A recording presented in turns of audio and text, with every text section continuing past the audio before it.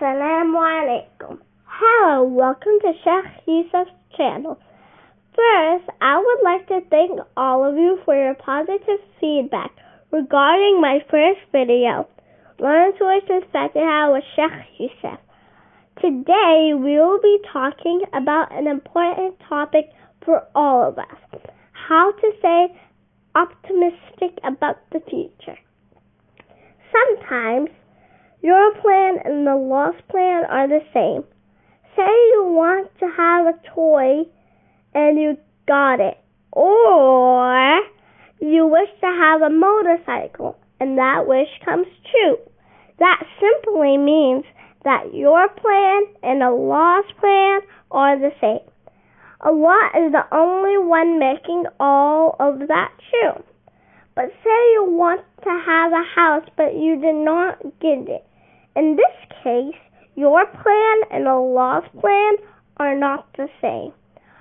Allah the Mighty says in Surah Al-Insan, Ayah 30, but you cannot will unless Allah wills. Verily, Allah is the ever all-knowing, all-wise.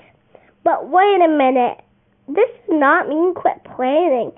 You still need to plan because you cannot build a building without a plan. Neither can you succeed in school without plan and effort. So you should make plans.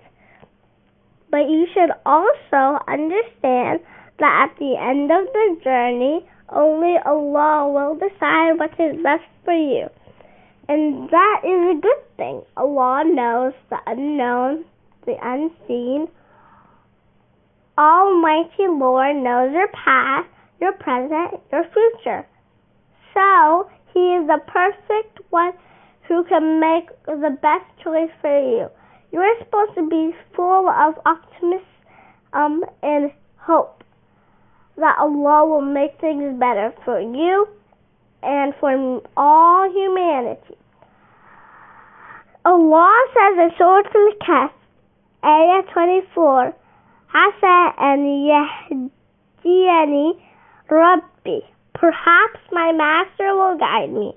We all want a better life, a better job, a peaceful world. But the most thing we should look for which will make all those things become true is Allah's guidance. If you get everything but not Allah's guidance, sorry. You got nothing. I really mean it. You got nothing. See you in the next video. Assalamu alaikum.